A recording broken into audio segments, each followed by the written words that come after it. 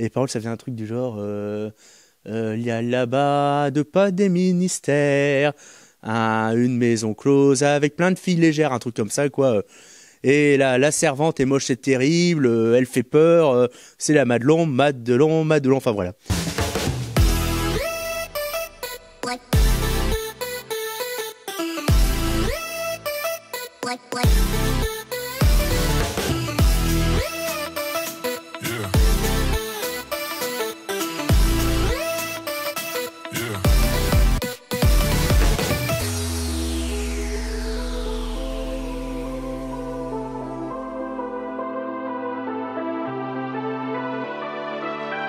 Techniquement, c'est la première pièce dans laquelle j'ai joué, mais à la nuance près que c'était en 2007. La compagnie Bartolo a monté cette pièce 2 fois.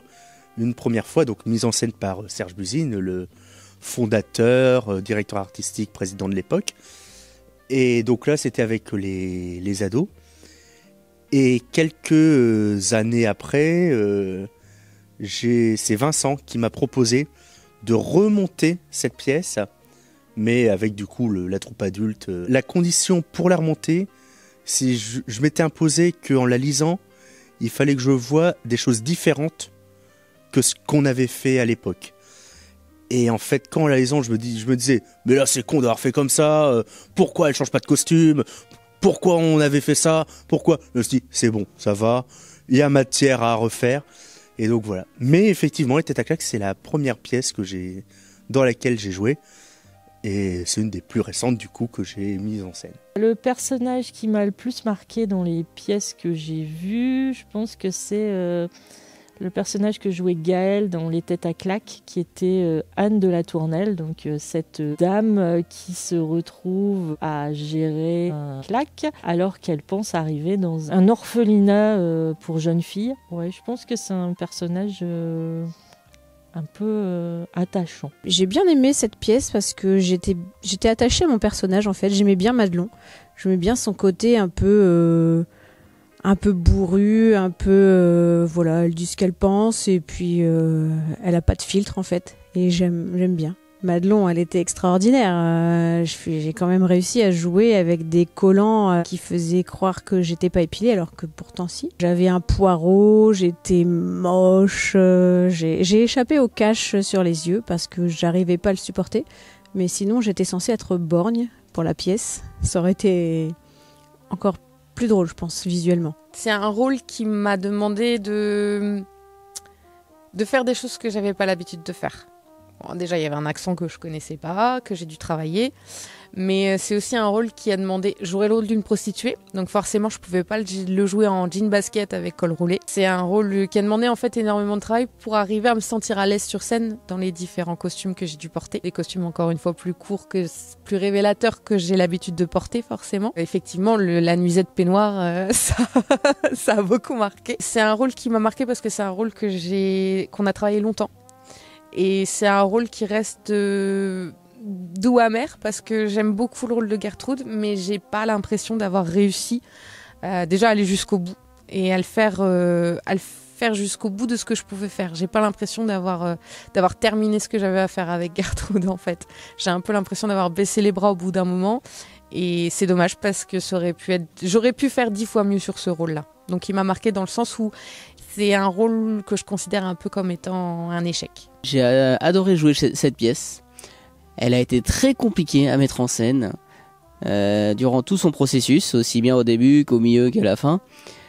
Mais quand on a réussi à la jouer une première fois, là j'étais fier de moi et fier de ce qu'on avait réussi à proposer. Alors on aurait aimé peut-être avoir plus de temps pour vraiment la peaufiner.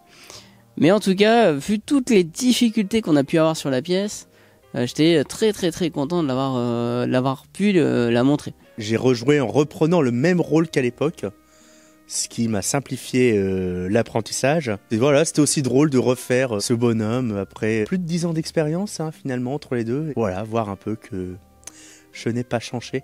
Le personnage de Jas Bond, brillamment interprété par Thomas Petit, m'a beaucoup marqué. Et surtout dans sa reprise 15 ans plus tard, où ça se terminait avec un grandiose quand Madelon vient nous servir à boire, avec Thomas qui montait sur la chaise en chantant à tue-tête, avec cette espèce de gouaille et de bonhomie digne d'un film des années 60, d'un film comique des années 60, quoi. C'était... Ouais, le personnage est drôle. À la fin de la pièce, il y a un moment où mon personnage est complètement bourré et tout le monde cherche la femme de ménage qui s'appelle Madelon. Et il y a une réplique dans le texte qui est moi je sais où elle est Madelon, un truc comme ça, et derrière il chante juste le refrain de la Madelon, quoi. Il fait Madelon, Madelon, Madelon, poil au menton, et c'est tout. Et en fait, quand je l'ai remis en scène, cette pièce-là, je me suis dit, bah non, on est sur un truc qui part dans tous les sens, je vais carrément le chanter. La servante est moche et terrible, légère comme un gros dindon. On l'appelle, c'est horrible. Ah, nous l'appelons la Madelon. On la redoute le jour, on en cauchemar la nuit. Et oui, cette Madelon, elle n'arrête qu'à nous. Et je commence à faire mon truc, ma chanson, où je parcours la scène et tout.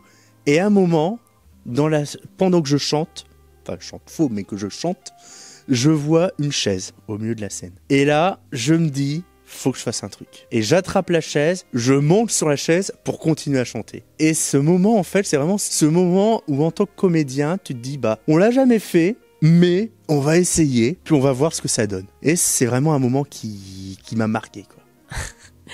Alors la scène qui m'a marqué, c'est la scène sur les têtes à claques, où Guillaume en fait se penche sur moi et moi je suis sur une table ou sur un bureau et il s'approche et au tout début, quand on se connaît pas bien, c'est vrai que faire une scène comme ça où on est très très proche l'un de l'autre, où on doit simuler le désir, la passion, c'était assez drôle et avec Guillaume on a beaucoup rigolé avant de la rendre quand même un peu plus crédible devant les spectateurs, quoi.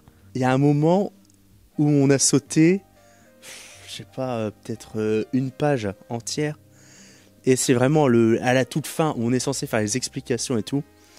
Et Christelle commence à expliquer que son plan, c'était ça, etc.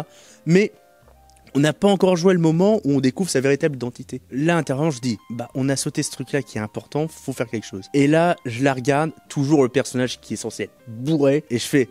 Ah, c'est pas ses vrais cheveux. Alors que, oui, forcément, ça se voyait que c'était une perruque. Et les comédiens me regardent, mais il est con. Et là, mais du coup, Christelle a dit, merde, j'ai pas dit ça. Et elle fait, oui, en effet, hop, elle enlève sa perruque, ce qui permet à Florignac, donc le personnage joué par Guillaume, de dire, mais je vous reconnais. Et derrière, pof, on a pu reprendre avant l'explication de qualité et en arriver à, oui, j'ai été envoyé par le bureau, etc. Il y a eu un moment en coulisses un peu stressant. On a une comédienne qui, la pauvre, a eu un petit souci d'accident de cheveux. La fois où Bruno a voulu jouer au coiffeur avec les cheveux d'Audrey. Parce que bon, ça nous a quand même fait une belle frayeur. En fait, Audrey était censée avoir des anglaises avant de monter sur scène pour les têtes à claques. Un des comédiens de bonne volonté a voulu l'aider et a décidé de prendre une brosse pour également faire des anglaises à cette comédienne. Je sais pas ce qui s'est passé dans sa tête, mais Bruno a décidé qu'il allait la coiffer lui-même et en fait la brosse est restée coincée dans les cheveux d'Audrey. Donc on a dû, juste avant de monter sur scène, on a passé une demi-heure avec Vincent à essayer de démêler les cheveux d'Audrey sans avoir besoin de couper la mèche entière. Pendant ce temps-là, les spectateurs commencent à arriver dans la salle. Et donc on était tous autour d'elle en train d'essayer de vouloir l'aider pour pouvoir démarrer la pièce et on a eu très peur. Mais tout s'est bien fini, elle a gardé ses cheveux et elle est toujours amie avec Bruno. Je pense qu'aujourd'hui elle lui en veut plus, mais par contre ce jour-là elle était vraiment pas très contente. Et je la comprends d'ailleurs. J'ai vraiment bien aimé cette pièce. Alors oui, on en a bavé pour la monter. Elle est un peu maudite cette pièce, mais au final, je trouve que elle rendait bien et si on me demandait de la rejouer demain, je dirais oui sans hésiter. Cette pièce, je l'ai jouée 2 fois. Je l'ai mis en scène une fois, du coup. La deuxième fois, ça n'a pas été facile parce que comme on l'a traîné sur la longueur, à la fin, c'était compliqué. Et j'ai toujours, sur cette pièce, l'impression de ne pas être allé au bout. C'est une pièce qui est longue, qui est exigeante, qui est difficile, mais je pense vraiment qu'on peut atteindre un truc d'une perfection, vraiment, une qualité incroyable. Pour l'instant, à mon avis, on l'a pas atteinte. Et vraiment, s'il y avait une pièce que j'aimerais remonter pour aller au bout et vraiment toucher la pièce avec une mise en scène parfaite, ce serait les têtes à claques.